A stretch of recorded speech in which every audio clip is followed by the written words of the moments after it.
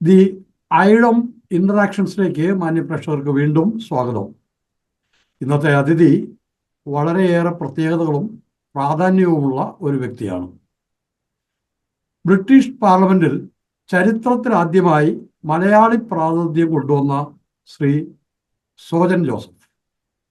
സ്വാഗതം ശ്രീ സോജൻ ജോസഫ്. മലയാളികളുടെ അഭിമാനമായിട്ട് താങ്കൾ ഇപ്പോൾ മാറിക്കഴിഞ്ഞു. ആദ്യമായി മുഴുവൻ മലയാളികൾക്കും വേണ്ടി ഞാൻ അഭിനന്ദനങ്ങൾ അർപ്പിക്കുന്നു. രണ്ടാമത് മറ്റൊരു കാര്യം കൂടിയുണ്ട്. നമ്മൾ നാട്ടുകാരെന്നുള്ള നിലയ്ക്ക് നമ്മുടെ കൈപ്പുഴ നീണ്ടൂർ പ്രദേശനിവാസികൾക്ക് വേണ്ടിയിട്ടുള്ള അഭിനന്ദനവും ഞാൻ സമർപ്പിക്കുന്നു. Thank you. ശ്രീ സോജൻ ജോസഫ്, താങ്കളിന്ന് ഇംഗ്ലണ്ടിലെ കെന്റ് കൗണ്ടിയിലെ ആഷ്ഫോർഡിന്റെ MP ആണ്. ചരിത്രത്തിൽ ആദ്യമായിട്ടാണ് ആഷ്ഫോർഡിൽ നിന്നും ലേബർ പാർട്ടിയുടെ ഒരു MP ആയി അല്ലെങ്കിൽ ഒരു ജനപ്രതിനിധി തിരഞ്ഞെടുക്കപ്പെടുന്നത്.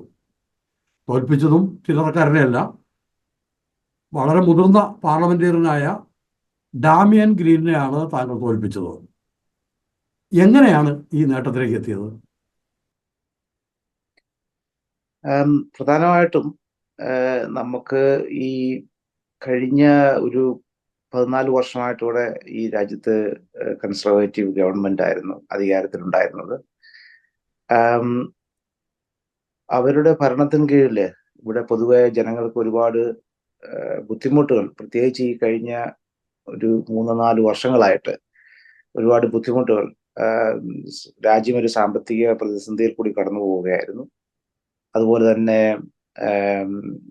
NHS, നമുക്ക് നമ്മുടെ ആരോഗ്യ മേഖല ഇവിടത്തെ ഒരുപാട് പ്രതിസന്ധികൾ കൂടി കടന്നു പോവാണ്. മറ്റു പല പൊതുമേഖലാ സ്ഥാപനങ്ങളും ജനങ്ങൾക്ക് കിട്ടേണ്ട ബേസിക് സർവീസുകൾ ഒരുപാട് അഫക്റ്റ് ചെയ്യപ്പെടുകയും പൊതുവെ ജനങ്ങൾ ഈ ഒരു ഭരണവിരുദ്ധ വികാരം നിലവിൽ ഇവിടെ നിലനിൽക്കുന്നുണ്ടായിരുന്നു. അതുപോലെ തന്നെ നമ്മുടെ ഈ ലോക്കൽ കോൺസ്റ്റിറ്റ്യുവൻസിയിൽ ഇവിടുത്തെ MP കഴിഞ്ഞ 27 വർഷമായിട്ട് അദ്ദേഹം തന്നെയായിരുന്നു. അപ്പൊ ജനങ്ങളിൽ പൊതുവെ അവർക്ക് ഒരു മാറ്റം ആവശ്യമാണ്, അനിവാര്യമാണ് എന്നുള്ള തോന്നൽ വരികയും, പിന്നെ എൻ്റെ പ്രവർത്തന മേഖലകൾ, ഞാൻ ഈ ആഷ്ഫോർഡിൽ 22 വർഷമായിട്ട് താമസിക്കുന്നു. ഞാൻ NHS വർക്ക് ചെയ്യുന്നു. ഞാൻ ഇവിടുത്തെ ഒരു ലോക്കൽ കൗൺസിലറാണ്. അപ്പൊ നമ്മുടെ ഒരു സ്വീകാര്യതയും എല്ലാം കൂടെ ചേർന്നുള്ള ഒരു വിജയമായിരുന്നു നമുക്ക് ആഷ്ഫോർഡിൽ ഉണ്ടായത്. ഇപ്പോ കോട്ടയത്ത് കൈപ്പുഴ ഗ്രാമത്തിലെ ചാമക്കാലായിൽ എന്ന ആഞ്ഞേൽ വീട്ടിൽ ജോസഫിന്റെ മകനായി ജനിക്കുന്നു. കൈപ്പുഴ സ്കൂളിൽ പഠിച്ചു. തുടർന്ന് കോളേജിലെ അന്നത്തെ പ്രീ ഡിഗ്രി വിദ്യാഭ്യാസം. കോളേജ് ഞാൻ ആക്ച്വലി പഠിച്ചിട്ടില്ല. അത് എവിടെയോ ഒരു തെറ്റിദ്ധാരണ വന്നിരുന്നത്. അല്ല, ഞാൻ കോളേജിൽ പഠിച്ചിട്ടില്ല. ഞാൻ കൈപ്പുഴ സ്കൂളിന് ശേഷം ഞാൻ വൈദിക പഠനത്തിന് ഞാനൊരു സെമിനാരിയിലുണ്ടായിരുന്നു 2 വർഷക്കാലം. അതിനുശേഷം എൻ്റെ പ്രീ ഡിഗ്രി ഞാൻ പ്രൈവറ്റ് രജിസ്ട്രേഷനിൽ ചെയ്തതാണ്. അങ്ങനെ ആ അവസാന കാലഘട്ടങ്ങളിൽ മാന്നാനം ഏരിയയിലാണ് പഠിച്ചിരുന്നത്. അത്രേ ഉള്ളൂ. അത് ആരും അത് തെറ്റിദ്ധരിച്ച് കോളേജിൽ പോയതാണ്. ആരോ തെറ്റിദ്ധരിച്ചാണെന്ന് തോന്നുന്നു. ഞാനും അങ്ങനെ ഒരു ധാരണയിലായിരുന്നു. അപ്പൊ ചെറുപ്പത്തിൽ തന്നെ രാഷ്ട്രീയ ആഭിമുഖ്യം ഉണ്ടായിരുന്നോ? ഇല്ല, ഒന്നുമില്ല. ഞാൻ കേരളത്തിൽ ഒരു രാഷ്ട്രീയ പ്രവർത്തനവും നടത്തിയിട്ടില്ല. നമ്മുടെ സ്കൂൾ ജീവിതം കഴിഞ്ഞ് നമുക്ക് പൊതുവെ എന്നെ നന്നായി പ്രവർത്തിക്കുന്ന ഏത് രാഷ്ട്രീയ കാര്യങ്ങളും നമ്മൾ ഒബ്സർവ് ചെയ്തിരുന്നു. നല്ല കാര്യങ്ങൾ നല്ലതാണെന്നും ചില കാര്യങ്ങൾ നന്നാകണമെന്നും ഒക്കെ നമ്മുടെ ഉള്ളിലുള്ള ഒരു ഒബ്സർവേഷന് അപ്പുറത്തോട്ട് യാതൊരു രാഷ്ട്രീയ പ്രവർത്തനവും ഞാൻ ഇടപെട്ടിട്ടില്ല. ഓക്കെ, നമ്മുടേത് അറിയാം. നമ്മുടെ നാട് ഒരു ശുദ്ധ ഗ്രാമമാണ്. അതിപ്പോൾ മാറിക്കൊണ്ടിരിക്കുന്നു. അവിടെ ജനിച്ചു വളർന്ന് 2002 മാത്രം റിട്ടേണിലെത്തിയ താങ്കൾ എങ്ങനെയാണ് അവിടുത്തെ മുഖ്യധാര രാഷ്ട്രീയത്തിലേക്ക് കടക്കുന്നത്? ഇതിലെ ഇപ്പൊ ഈ തെരഞ്ഞെടുപ്പിൽ 26 ഇന്ത്യൻ വംശജരായിട്ടുള്ള MP മാരുണ്ട്, തെരഞ്ഞെടുക്കപ്പെട്ടിട്ടുണ്ട്. പക്ഷേ അവരൊക്കെ അവിടെ ജനിച്ചു വളർന്നവരാവാനാണ് സാധ്യത കൂടുതൽ. ഇവിടെ ജനിച്ചു വളർന്ന് യൗവനത്തിൽ ഇവിടുന്ന് പോയി അവിടെ ചെന്ന് മുഖ്യധാര രാഷ്ട്രീയ പ്രസ്ഥാനത്തിലേക്ക് ചേർന്നത്, അതെങ്ങനെയാണ് അത് സംഭവിച്ചത്? ഇവിടെ എൻ്റെ ജോലി NHS ജോലി ചെയ്യും. ഞാൻ കുറച്ച് മുൻപത്തെ ക്വസ്റ്റ്യൻ പറഞ്ഞ പോലെ ഞാൻ ഈ ജോലി ചെയ്യുന്ന കാലഘട്ടത്തിൽ ഈ 2010 14-15 കാലഘട്ടങ്ങളിലൊക്കെ ഈ ഇവിടുത്തെ പൊതുമേഖല, അതായത് NHS പ്രധാനമായിട്ടും ഉണ്ടായിരുന്ന ഒരു താഴേക്കുള്ള പോക്ക്, പ്രത്യേകിച്ച് നേഴ്സുമാരുടെ ഷോർട്ടേജ്, രോഗികൾക്ക് സമയത്തിന് ചികിത്സ കിട്ടാതെയുള്ള ഇഷ്യൂസ്. അപ്പൊ ഞാനൊരു വാർഡിലെ മാനേജറായിട്ട് വർക്ക് ചെയ്യുമ്പോൾ ഇതിലേക്കുള്ള ഒരുപാട് ഫണ്ട് 2007-2010 കാലഘട്ടം ഉണ്ടായിരുന്ന ഒരു ഇന്റർനാഷണൽ ഫൈനാൻഷ്യൽ ക്രൈസിസിന് ശേഷം നിലവിൽ വന്ന കൺസർവേറ്റീവ് ഗവൺമെന്റ് കൊണ്ടുവന്ന ഒരു മോണിറ്ററി നിയന്ത്രണങ്ങൾ ഒരുപാട് ഈ സർവീസുകളെ ബാധിച്ചു. അപ്പൊ അങ്ങനെയുള്ള ഒരു പ്രതികരണം എന്ന നിലയിൽ എൻ്റെ ഒരു ഇതായിരുന്നു ആ അന്നത്തെ നിലവിലുള്ള, അതായത് നഴ്സുമാർക്കൊക്കെ ശമ്പള വർധനവ്, നഴ്സുമാർക്ക് മാത്രമല്ല, പോലീസ്, ടീച്ചേഴ്സ്, അങ്ങനെയുള്ള എല്ലാ മേഖലകളിലും എല്ലാവർക്കും ശമ്പള വർധനവുകളൊക്കെ നിർത്തലാക്കുകയും, അപ്പൊ അങ്ങനെയുള്ള ഒരു പ്രതികരണം എന്ന നിലയിൽ അങ്ങനെയാണ് ഞാൻ രാഷ്ട്രീയ പാർട്ടിയിൽ അംഗത്വം എടുക്കുന്നതും ജോയിൻ ചെയ്യുന്നതും. അത് ഏത് അവിടുന്ന് വർഷം? അങ്ങോട്ട് 2015-ലാണ് ലേബർ പാർട്ടിയിൽ ഞാൻ ജോയിൻ ചെയ്യുന്നത്. അവിടുന്ന് അങ്ങോട്ട് ആക്റ്റീവായിട്ടൊന്നും രാഷ്ട്രീയത്തിൽ ഇറങ്ങിയില്ല അൻറ്റിൽ 2021 വരെ. 2021 വീണ്ടും നമ്മൾ ഈ ഒരുപാട് മാറ്റങ്ങൾ ഈ നാട്ടിൽ ആവശ്യമാണെന്നും ജനങ്ങളുടെ ബുദ്ധിമുട്ടുകൾ കണ്ടപ്പോൾ രാഷ്ട്രീയ പ്രവർത്തനത്തിലേക്ക് ഇറങ്ങിയതാണ്. ഞാൻ അതുകൂടാതെ മറ്റ് പൊതുവായിട്ടുള്ള കാര്യങ്ങളിലൊക്കെ ഇവിടുത്തെ നമ്മുടെ മലയാളി സംവിധാനങ്ങളിലും സംഘടനകളിലും ഒക്കെ പ്രവർത്തിച്ചിട്ടുണ്ട് അതിനു മുമ്പ്.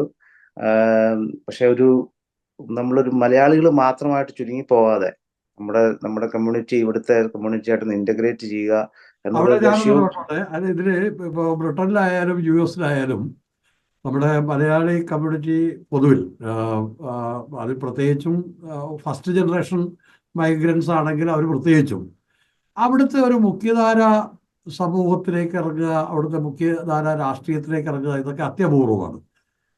ഞാൻ US-ലെ കാര്യം എനിക്ക് നേരിട്ട് തന്നെ കുറേ അറിയാം. ഞാൻ കുറേ അധികം അവിടെ സഞ്ചരിച്ചിട്ടുണ്ട്. സഞ്ചരിച്ച വഴികളിലൊക്കെ ആകെ ഒരു മേയറെ ആണ് മലയാളിയായിട്ട് ഞാൻ കണ്ടത്. അപ്പോൾ അതൊരു മലയാളിയിൽ തന്നെ ഒതുങ്ങി നിൽക്കുന്ന ഒരു സാമൂഹിക ജീവിതത്തിലാണ് ഈ ഫസ്റ്റ് ജനറേഷൻ കുടിയേറ്റക്കാരായിട്ടുള്ള ആളുകൾ പൊതുവേ ഉള്ളൂ. അപ്പൊ ആ ഒരു മൈൻഡ് സെറ്റിൽ നിന്ന് എങ്ങനെയാണ് പുറത്തേക്ക് വരാൻ പറ്റിയത്? അതിലേക്കാണ് ഞാൻ വന്നത്. അപ്പം നമുക്ക് ഈ നാട് നമ്മളെ ഒരു രണ്ട് കൈ നീട്ടി സ്വീകരിക്കുന്ന ഒരു നാടാണ്. നമ്മൾ കേരളത്തിൽ നിന്നോ ഏത് രാജ്യത്ത് നിന്ന് വന്നാലും ഇവിടെ കുടിയേറ്റം നൂറ്റാണ്ടുകളായിട്ട് നടക്കുന്നുണ്ട്. അത് ചില കാലഘട്ടങ്ങളിൽ കൂടുതലും കുറവുമാണ്. ഇവരുടെ ആവശ്യങ്ങൾക്ക്, ഈ നാടിന്റെ ആവശ്യങ്ങൾക്കുള്ള തൊഴിൽ മേഖലയിലേക്കാണ് അത് നടക്കാറുള്ളത്. പുറത്തുനിന്ന് വരുന്നവരെ രണ്ട് കൈ നീട്ടി സ്വീകരിക്കുന്ന ഒരു സംസ്കാരമാണ് ഇവിടെ ഉള്ളത്. പക്ഷെ പലപ്പോഴും നമ്മളിലേക്ക് തന്നെ ചുരുങ്ങിപ്പോണ ഒരു കാഴ്ച നമ്മൾ കാണാറുണ്ട്. അപ്പൊ അതിന് വിരുദ്ധമായിട്ട് നമുക്ക് ഒരുപാട് ഇവിടുത്തെ എല്ലാ ചെറിയ ചെറിയ ടൗണുകളിലും നമ്മൾ പോയാൽ നമുക്ക് മലയാളി സംഘടനകളും അസോസിയേഷനുകളും ഒക്കെ ഉണ്ട്. എല്ലാ പള്ളികളും ഉണ്ട്. പക്ഷെ പലപ്പോഴും നമ്മൾ ഇവിടുത്തെ കമ്മ്യൂണിറ്റിയിൽ നിന്നും മാറി നമ്മുടേതായ ഒരു ചുരുങ്ങിയ ഒരു സംവിധാനത്തിൽ മാത്രമാണ് നമ്മൾ പ്രവർത്തിക്കുന്നത്. എനിക്കത് ആദ്യകാലം മുതലേ അതിനോടൊരു വ്യത്യസ്തമായ നിലപാടായിരുന്നു ഉണ്ടായിരുന്നത്. ഞാൻ ഇവിടുത്തെ ലോക്കൽ മലയാളി അസോസിയേഷന്റെ പ്രസിഡന്റ് ആയിരുന്നപ്പോൾ പോലും ഇവിടുത്തെ ലോക്കൽ കൗൺസിലുകളുമായിട്ട് ഇടപെട്ട്, കാരണം നമ്മുടെ ജീവിതത്തെ ബാധിക്കുന്ന ഒരുപാട് കാര്യങ്ങളിലെ തീരുമാനങ്ങൾ എടുക്കപ്പെടുന്നത് ഇങ്ങനെയുള്ള കൗൺസിലുകളിലും പാർലമെന്റിലും ഒക്കെയാണ്. അവിടെ നമ്മളവിടെ എത്തിപ്പെട്ടില്ല, നമ്മളവിടെ ഇൻവോൾവ് ചെയ്തില്ലെങ്കിൽ നമുക്ക് മാറി നിന്നതിനെ കുറിച്ച് കുറ്റം പറയാനേ സാധിക്കുകയുള്ളൂ. നമുക്ക് വേണ്ടത് നമ്മുടെ പ്രാതിനിധ്യം അവിടെ ഉറപ്പിക്കുക എന്നുള്ള ഒരു ലക്ഷ്യം എനിക്ക് എല്ലാ കാലഘട്ടത്തിലും ഉണ്ടായി. അങ്ങനെയാണ് ഇതിലേക്ക് വരുന്നത്. അതെ അതെ. ഇതിനായിട്ട് എന്തെങ്കിലും പ്രത്യേക തയ്യാറെടുപ്പുകൾ ആ തരത്തിൽ എന്തെങ്കിലും ചെയ്തിരുന്നോ? ഒന്നുമില്ല, പ്രത്യേക തയ്യാറെടുപ്പുകളൊന്നുമില്ല. ഞാൻ ഒന്ന് രണ്ട് എൻ്റെ വർക്കിന്റെ ഭാഗമായിട്ട് ഇവിടുത്തെ യൂണിവേഴ്സിറ്റികളിൽ ഒരു മാസ്റ്റേഴ്സ് ലീഡർഷിപ്പിലുള്ള മാസ്റ്റേഴ്സ് ഒക്കെ എടുത്തിട്ടുണ്ട്. അതൊക്കെ ഉപകരിച്ചിട്ടുണ്ട്. അതുപോലെ തന്നെ ഞാൻ ചാരിറ്റി പ്രവർത്തനങ്ങളിലൊക്കെ നേരത്തെ മുതൽ വർക്ക് ചെയ്തിട്ടുണ്ട്. അങ്ങനെ മാരത്തണുകൾ ഓടാൻ പോയിട്ടുണ്ട്. അപ്പോൾ അതൊക്കെ നമുക്കുള്ള ആത്മവിശ്വാസം കൂട്ടുകയും നമുക്ക് എത്തിപ്പെടാൻ പറ്റാത്തതും നേടാൻ പറ്റാത്തതും നേടാൻ സാധിക്കും എന്നുള്ള ഒരു ആത്മവിശ്വാസവും ഒക്കെ നമുക്ക് അങ്ങനെയുള്ള ചില പ്രവർത്തനങ്ങൾ കൂടെ കിട്ടിയിട്ടുണ്ട്. അതൊക്കെ ഹെൽപ്പ് ചെയ്തിട്ടുണ്ട്. പിന്നെ നല്ല സുഹൃത്തുക്കൾ ചുറ്റുമുണ്ട്. എൻ്റെ വൈഫ്, ഫാമിലി എല്ലാവരും സപ്പോർട്ട് ചെയ്യും ഇങ്ങനെയുള്ള കാര്യങ്ങളൊക്കെ ഇറങ്ങുമ്പോൾ. അതെല്ലാം ഒരു മോട്ടിവേഷനായി വരാറുണ്ട്. മറ്റൊരു കാര്യം, ഇപ്പോൾ കൺസർവേറ്റീവ് പാർട്ടി, നമുക്കിനി പൊതു രാഷ്ട്രീയത്തിലേക്ക് കിടക്കാം. കൺസർവേറ്റീവ് പാർട്ടി ഭരിച്ചുകൊണ്ടിരുന്നപ്പോൾ ഉണ്ടായ ജനങ്ങൾക്കുണ്ടായ ബുദ്ധിമുട്ട്, ആ ബുദ്ധിമുട്ടിനെ തുടർന്നിട്ടാണ് ആ കാലത്താണ് ഈ രാഷ്ട്രീയ പ്രവർത്തനത്തിലേക്ക് വരുന്നത്. അപ്പോൾ ലേബർ പാർട്ടി എന്നുള്ള ഒരു തിരഞ്ഞെടുക്കൽ ഉണ്ടായത് കൺസർവേറ്റീവ് പാർട്ടി ഭരിച്ചിരുന്ന കാലത്താണ് ഈ പ്രശ്നങ്ങളുണ്ടായി എന്നുള്ളത് കൊണ്ട് മാത്രമാണോ? അത് മാത്രമല്ല, നമ്മുടെ ഉള്ളിലുള്ള ഒരു സോഷ്യലിസ്റ്റ് ചിന്താഗതി നമുക്ക് ഉള്ളിലുണ്ട്. അതിനോടാണ് നമുക്ക് പൊതുവെ ഒരു അഭിനിവേശം. അപ്പൊ അതുകൊണ്ടാണ് ലേബർ പാർട്ടി, ഞാനിവിടെ വന്ന കാലത്ത് അന്ന് ഇവിടെ ലേബർ പാർട്ടിയാണ് അധികാരത്തിലുണ്ടായിരുന്നത്. 2001 ശ്രീ ടോണി ബ്ലെയറിന്റെ പ്രധാനമന്ത്രിയായിരുന്ന കാലഘട്ടം. അന്ന് മുതലേ ഒരു ചായ്വ് ലേബർ പാർട്ടിയുടെ നയങ്ങളോടും പോളിസികളോടുമായിരുന്നു. അതാണ് കൂടുതൽ എനിക്ക് നമുക്ക് അട്രാക്ഷൻ ആയിട്ട് തോന്നിയത്. അതുകൊണ്ടാണ്. എന്ന് പറഞ്ഞാൽ തൊഴിലാളി പക്ഷത്ത് നിൽക്കുന്നു എന്നുള്ള ഒരു കാര്യമുണ്ട് അതിനകത്ത്. അതുകൊണ്ട് ഉണ്ട്, തീർച്ചയായിട്ടും. ഞാൻ ലേബർ പാർട്ടിയുടെ അനുബന്ധ യൂണിയനായ തൊഴിലാളികളുടെ യൂണിസന്റെ മെമ്പറാണ്. ഞാൻ ആദ്യകാലം മുതൽ 21 വർഷമായിട്ട് യൂണിസന്റെ ഒരു അംഗമാണ്. അത് ലേബർ പാർട്ടിയോട് ചേർന്ന് പ്രവർത്തിക്കുന്ന ഒരു തൊഴിലാളി സംഘടനയാണ്. അപ്പം അത് ആ തൊഴിലാളി സംഘടനകളിലുള്ള കൃത്യമായി ആക്റ്റീവായിട്ട് വർക്ക് ചെയ്തിട്ടൊന്നുമില്ല, പക്ഷെ അതിൻ്റെ ഒരു അംഗത്വം ഉണ്ടായിരുന്നു. ഓക്കെ, ഇപ്പോൾ ലേബർ പാർട്ടിയുടെ വലിയ വിജയം, വലിയൊരു വിജയത്തിന് ശേഷം ടോണി ബ്ലെയറിന്റെ കാലത്തെ ജയം, അതായിരുന്നു ഏറ്റവും ചരിത്രത്തിൽ ഏറ്റവും കൂടുതൽ സീറ്റ് കിട്ടിയത്. ഇപ്പം 2 സീറ്റ് മാത്രം കുറവുള്ള ഒരു വൻ വിജയം ആണ് ലേബർ പാർട്ടിത്തോടെ ഉണ്ടായിരിക്കുന്നത്. ആ വിജയത്തിന് ശേഷം ഇപ്പോൾ പ്രധാനമന്ത്രിയായിട്ടുള്ള സ്റ്റാമർ പറഞ്ഞത് മാറ്റത്തിന് വേണ്ടിയുള്ള പ്രവർത്തനം ഉടനെ തുടങ്ങുന്നു എന്നാണ്. എന്ത് മാറ്റമാണ് ലേബർ പാർട്ടി ബ്രിട്ടനിൽ കൊണ്ടുവരാൻ പോകുന്നത്?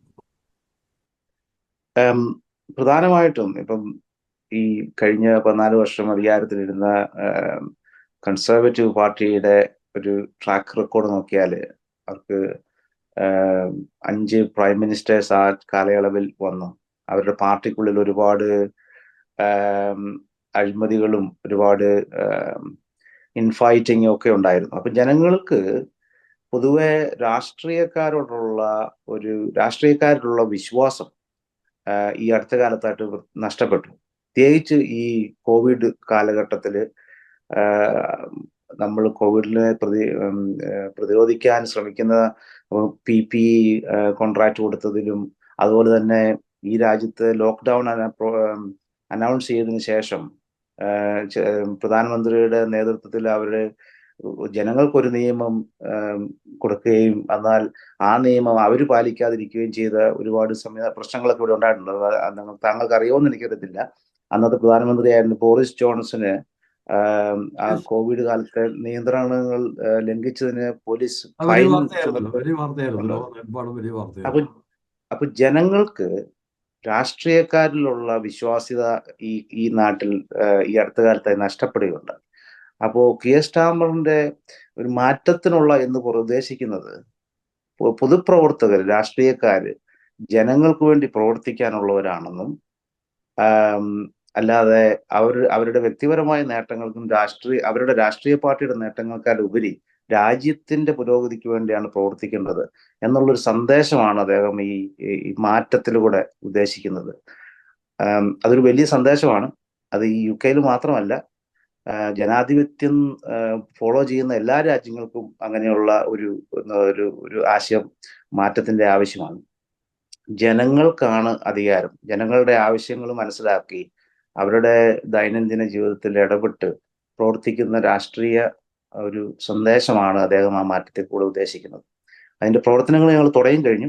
ഒരാഴ്ചയായിട്ടുള്ള അധികാരത്തിൽ എത്തിയിട്ടുണ്ടെങ്കിലും അത് പറയുമ്പോൾ ഞാൻ ചോദിക്കുന്നത്, ഇപ്പോൾ ഒരു എന്താ പറയുക, വ്യക്തമായ ഇടതുപക്ഷ നിലപാടുള്ള നേതാവായിരുന്നു കഴിഞ്ഞോളം മത്സരിച്ച അദ്ദേഹം, മറ്റേ നമ്മുടെ ജെറമി കോർബിനാണ് വളരെ ദയനീയമായ പരാജയമാണ് അദ്ദേഹം ഏറ്റുവാങ്ങിയത്.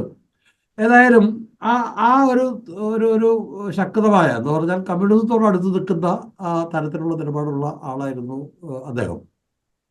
ഇത്തവണ സ്വതന്ത്രനായി നിന്ന് ജയിച്ചു. അപ്പോൾ അദ്ദേഹത്തെ ലേബർ പാർട്ടിയിൽ നിന്ന് ഏതാണ്ട് പുറത്താക്കുന്നത് പോലെയാണ് അദ്ദേഹത്തെ ഒഴിവാക്കിയത്. അപ്പോൾ ഈ ഈ അദ്ദേഹത്തെ ഒഴിവാക്കിയ, അല്ലെങ്കിൽ തീവ്ര ഇടതുപക്ഷ നിലപാടുകളെ ഒഴിവാക്കിയതും കൺസർവേറ്റീവ്സിൻ്റെ ഈ ഭരണത്തിലുണ്ടായ വൈകല്യങ്ങൾ കൂടി ചേർന്നിട്ടുള്ളൊരു വിജയമാണോ ഇത്തോളത്ത്? തീർച്ചയായിട്ടും ഇവിടെ പൊതുവെ തീവ്ര ഇടതുപക്ഷ നിലപാടുകളോട് ജനങ്ങൾക്ക് എതിർപ്പാണ്. കൂടുതലും ഒരു ഒരു ഒരു മിഡിൽ ഒരു റൈറ്റ് വിങ്ങിനെ, എക്സ്ട്രീം റൈറ്റ് വിങ്ങിനോടും ജനങ്ങൾക്ക് എതിർപ്പാണ്. അപ്പൊ ഇതിന്റെ രണ്ടിന്റെയും മധ്യത്തിലുള്ള ഒരു നിലപാടുകൾക്കാണ് പൊതുവെ ഇവിടെ സ്വീകാര്യത കൂടുന്നത്.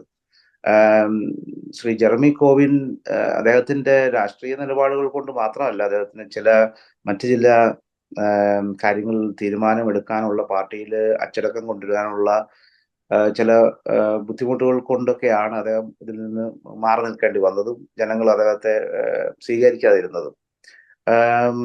അതൊക്കെ പാർട്ടിയിൽ ഒരുപാട് മാറ്റങ്ങൾ വരുത്തി. ലേബർ പാർട്ടിയിൽ കഴിഞ്ഞ ഇലക്ഷന് ശേഷം പാർട്ടിക്ക് ഉള്ളിൽ തന്നെ ഒരുപാട് നിലപാടുകളിൽ മാറ്റങ്ങൾ വരുത്തി. കീർ സ്റ്റാർമർ നല്ലൊരു ശക്തമായ ലീഡർഷിപ്പ് എടുക്കുകയും ശക്തമായ തീരുമാനങ്ങൾ എടുത്ത് നല്ലൊരു ലീഡർഷിപ്പാണ് പാർട്ടിക്ക് കൊടുത്തത്. അതെല്ലാം വിജയത്തിന് സഹായിച്ചിട്ടുണ്ട്. താങ്കൾ നേരത്തെ സൂചിപ്പിച്ചതുപോലെ ഈ 14 വർഷത്തെ ഈ കൺസർവേറ്റീവ് ഭരണം ജനജീവിതം വളരെ ദുരിതത്തിലാക്കി. ബ്രിട്ടീഷ് ജനത ആകെ അസംതൃപ്തിയിലായി എന്നുള്ളത് ഒരു സത്യമാണ്. പക്ഷെ ബ്രിട്ടന്റെ നേരത്തെ താങ്കൾ സൂചിപ്പിച്ചതാണ്, ബ്രിട്ടന്റെ ഏറ്റവും വളരെ പ്രശസ്തമായ ആരോഗ്യ സംരക്ഷണ സംവിധാനമായിരുന്നു NHS, നാഷണൽ ഹെൽത്ത് സർവീസ്. ആ NHS ഏതാണ്ട് താറുമാറായി.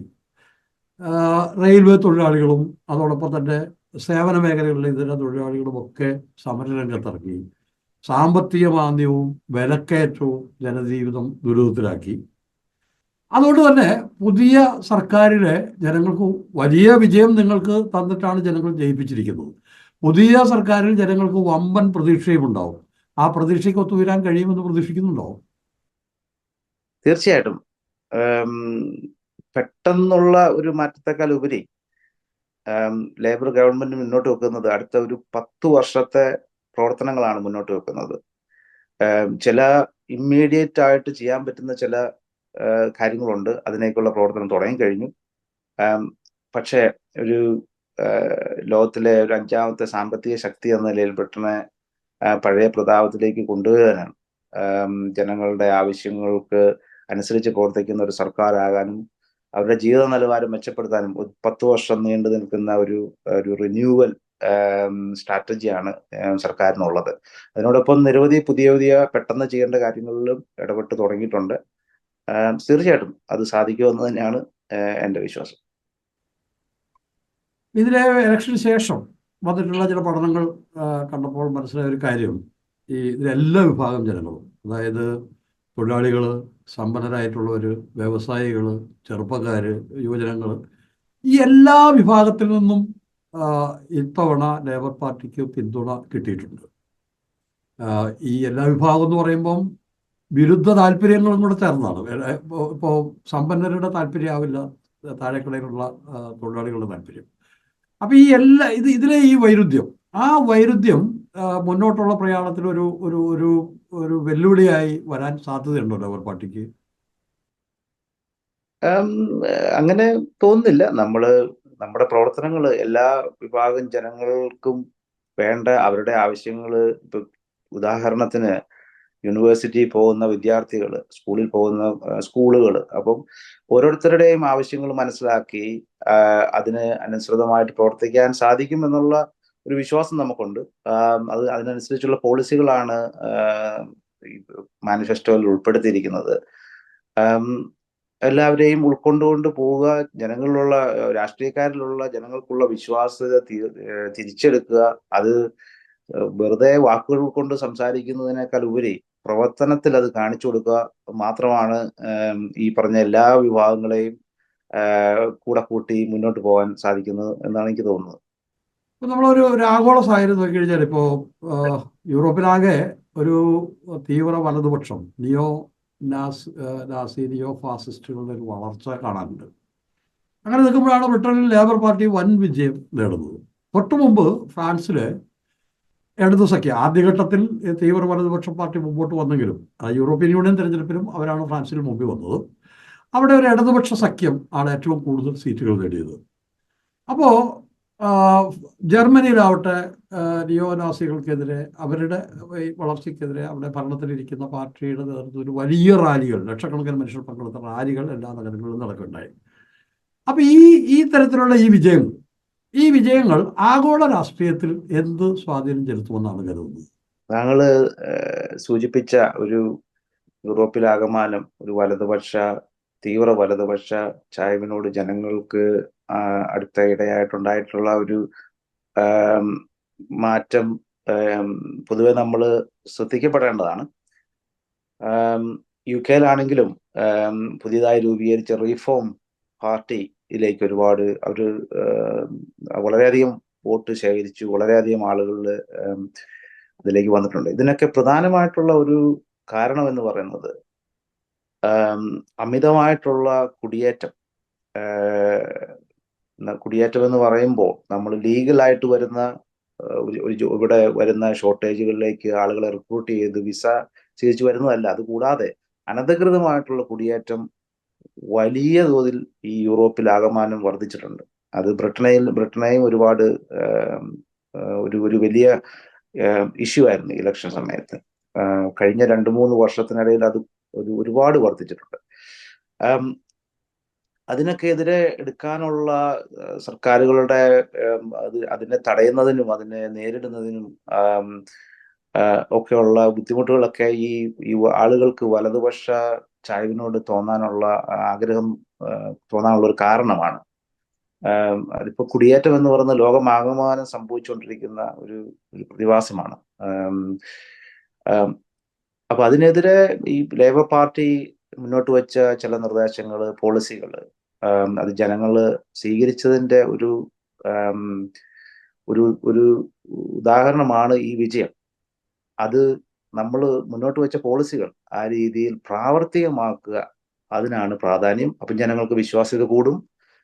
ആ കാര്യത്തില് നമുക്കൊരു ലോകത്തില് ഒരു മാതൃകയാകാൻ സാധിക്കുമെന്നാണ് ലേബർ പാർട്ടിയുടെയും ഈ പുതിയ സർക്കാരിനും വിശ്വസിക്കുന്നത്.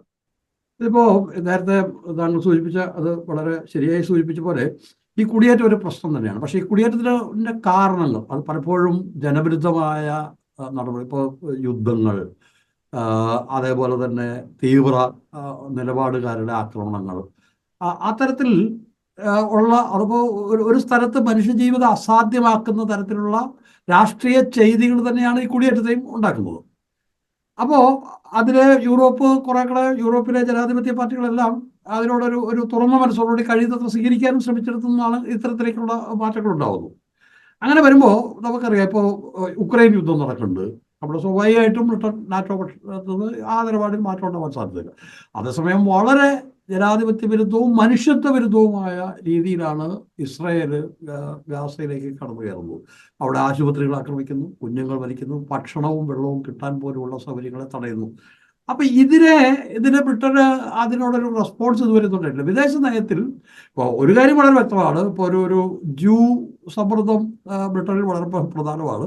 അതിനെ പൂർണ്ണമായിട്ടും ഇസ്രായേലിനെതിരായ ഒരു നിലപാടൊന്നും പ്രതീക്ഷിക്കുന്നില്ല. പക്ഷേ ഈ മനുഷ്യവിരുദ്ധമായ പ്രവർത്തനങ്ങൾ, നെതന്യാഹുവിൻ്റെ ഈ മനുഷ്യവിരുദ്ധമായ പ്രവർത്തനങ്ങളിൽ കൺസർവേറ്റീവ് പാർട്ടി തുടർന്ന അതേ നയത്തിൽ നിന്ന് എന്തെങ്കിലും വ്യത്യാസം ലേബർ പാർട്ടിക്ക് കൊണ്ടുവരാൻ കഴിയുമോ? ഞാൻ അതിലേക്ക് വരുന്നതിന് മുമ്പ് താങ്കൾ ഇത് സൂചിപ്പിച്ച ഈ മൈഗ്രേഷനുള്ള കാരണത്തെക്കുറിച്ച് പറഞ്ഞു.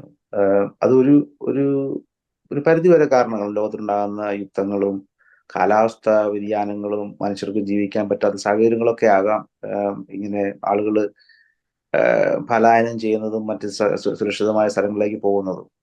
പക്ഷെ ഇതിനിടയിൽ അത് മാത്രമല്ല, അങ്ങനെയുള്ള ആളുകൾ മാത്രമല്ല ഈ ഇല്ലീഗൽ മൈഗ്രേഷനിൽ കൂടി വരുന്നത്. ആ കാര്യത്തിൽ ലേബർ പാർട്ടി പ്രത്യേകമായി എടുത്തു പറഞ്ഞത്, ഇത് ഒരു ഇന്റർനാഷണൽ ക്രിമിനൽ ഗാങ്ങുകൾ ഓപ്പറേറ്റ് ചെയ്യുന്നുണ്ട്. ഒരുപാട് പൈസ ആളുകളിൽ നിന്ന് വാങ്ങിച്ച് ഞങ്ങൾ നിങ്ങളെ കൊണ്ടുപോകാം എന്ന് പറഞ്ഞ് കൊണ്ടുവരുന്നുണ്ട്.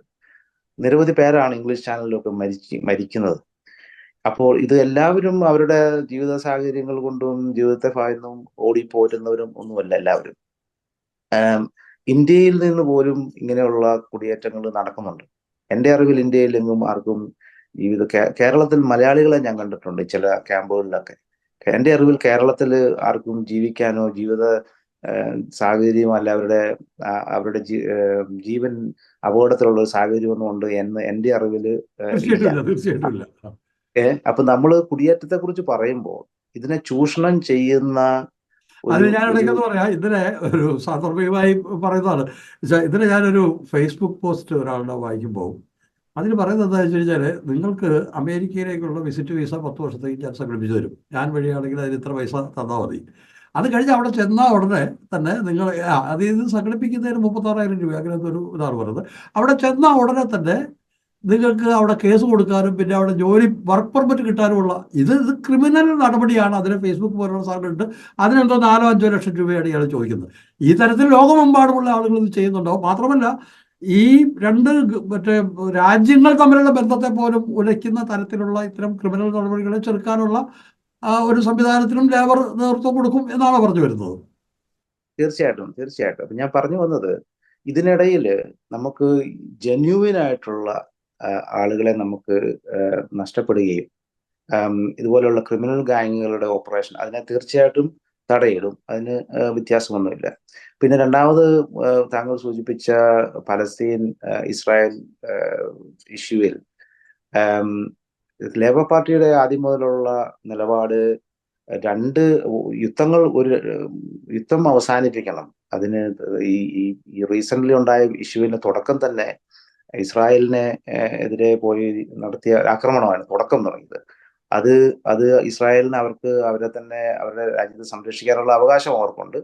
രണ്ടാമത് പക്ഷേ അതൊരു നിയന്ത്രണം വിട്ട രീതിയിലേക്കും ഇന്നസെന്റ് ആയിട്ടുള്ള കുട്ടികളെയും മറ്റുമൊക്കെ ബോംബിട്ട് നശിപ്പിക്കുന്നതിന് അതിനെ ലേബർ പാർട്ടി അപലപിച്ചിട്ടുണ്ട്. അപ്പം ലേബർ പാർട്ടിയുടെ നിർദ്ദേശം ലേബർ പാർട്ടി അന്നും ഇന്നും പറയുന്നത് സ്വതന്ത്രമായ 2 രാജ്യങ്ങൾ സമാധാനപരമായിട്ട്, ഇസ്രായേലും പാലസ്തീനും രണ്ടും സ്വതന്ത്രമായി സമാധാനപരമായിട്ട് ഒന്നിച്ചു പോകണം എന്നുള്ള ഒരു നിലപാടാണ്. അതിലേക്കായിരിക്കും പാർട്ടിയുടെ പ്രവർത്തനം. രണ്ട് രാജ്യങ്ങളും സ്വതന്ത്രമായി സമാധാനത്തിൽ ജീവിക്കുന്ന ഒരു സാഹചര്യം സൃഷ്ടിക്കുക എന്നുള്ളതാണ് ലേബർ പാർട്ടിയുടെ പോളിസി.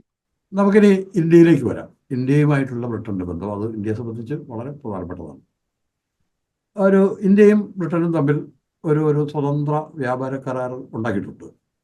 പക്ഷെ അത് പല തടസ്സങ്ങളിൽ മുട്ടി അങ്ങനെ നിൽക്കുകയാണ്. അത് പ്രാബല്യത്തിലാവുക, അതിൻ്റെ സമ്പൂർണ്ണമായ ഒരു ഒപ്പിടൽ അത് നടന്നിട്ടുമില്ല. ലേബർ സർക്കാർ ആ ഇന്ത്യയുമായിട്ടുള്ള ബന്ധത്തെ എങ്ങനെയാണ് കാണുന്നത്?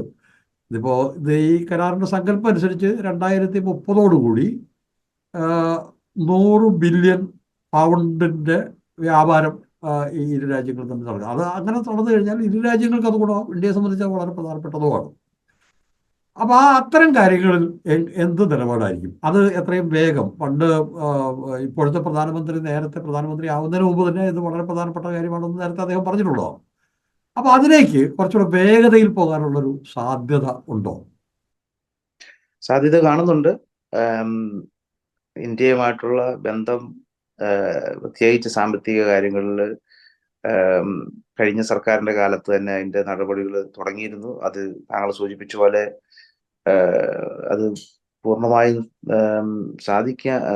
കംപ്ലീറ്റ് ചെയ്യാൻ സാധിച്ചിട്ടില്ല. പക്ഷെ ഈ സർക്കാരിന്റെ കാലത്ത് അത് എത്രയും പെട്ടെന്ന് അങ്ങനെയുള്ള കാര്യങ്ങളിൽ ഇന്ത്യയുമായിട്ടുള്ള ബന്ധം ദൃഢപ്പെടും എന്ന് തന്നെയാണ് വിശ്വാസം. നമ്മുടെ foreign minister, foreign secretary David ലാമി അതിനു വേണ്ടിയിട്ടുള്ള ശ്രമങ്ങൾ തുടങ്ങി കഴിഞ്ഞിരിക്കുന്നു. തീർച്ചയായിട്ടും അത് നമുക്ക് താങ്കൾ സൂചിപ്പിച്ച പോലെ ബ്രിട്ടനും ഇന്ത്യക്കും ഒരേപോലെ ഇന്ത്യയുമായിട്ടുള്ള ബന്ധം ഇന്ത്യ ഇന്നിപ്പം ലോകത്തിലെ തന്നെ വലിയ ശക്തിയായി വളർന്നുകൊണ്ടിരിക്കുമ്പോൾ അത് വളരെ ഒരു പ്രധാനപ്പെട്ട കാര്യമാണ്. അപ്പൊ അത് എത്രയും പെട്ടെന്ന് നടക്കുമെന്ന് വിശ്വസിക്കുന്നു.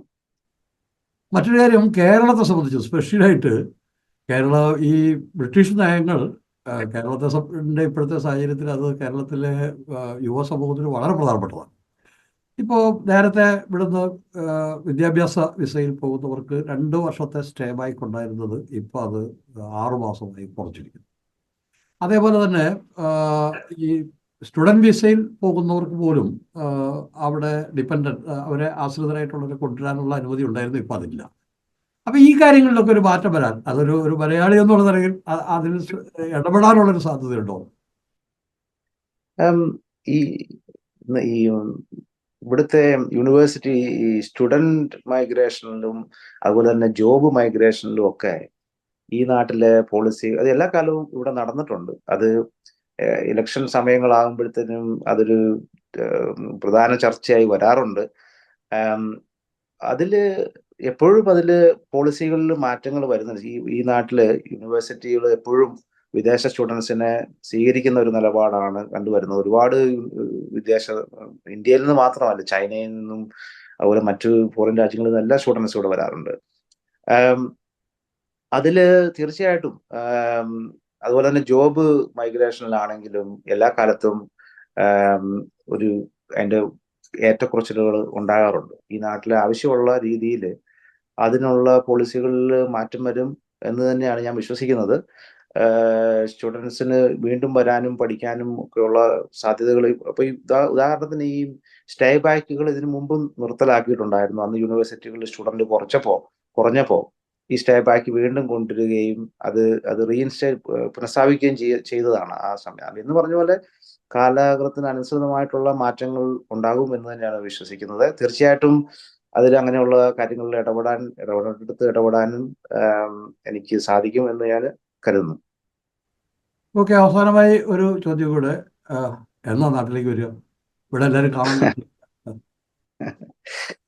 ഞാൻ മാർച്ചിൽ വന്നിട്ടുണ്ടായിരുന്നു. അപ്പം ഡേറ്റ് ഒന്നും തീരുമാനിച്ചിട്ടില്ല. അതിന്റെ ഇപ്പം പാർലമെന്റിലൊക്കെ പോയി നമുക്ക് ഓഫീസും സ്റ്റാഫും ഒക്കെ സെറ്റ് ചെയ്യുന്ന തിരക്കിലാണ്. അതുപോലെ നമ്മുടെ മണ്ഡലങ്ങളിലെ പ്രവർത്തനങ്ങളും കാര്യങ്ങളും ഒക്കെ സജീവമാക്കാനുണ്ട്. അപ്പോൾ ഒരുപാട് തിരക്കുള്ള സമയമാണ്. അതുകൊണ്ട് അടുത്ത സന്ദർശനത്തെ കുറിച്ചൊന്നും പ്ലാൻ ചെയ്തിട്ടില്ല. എങ്കിലും എത്രയും അടുത്ത സമയത്തിനുള്ളിൽ തന്നെ വരണം, എല്ലാവരും കാണണം എന്നൊക്കെയുള്ള ആഗ്രഹമുണ്ട്. ഓക്കെ സോജൻ, വളരെ നന്ദി. താങ്കളുടെ മുന്നോട്ടുള്ള പ്രവർത്തനത്തിന് ഈഴത്തിന്റെ എല്ലാവിധ ആശംസകളും. Thank you.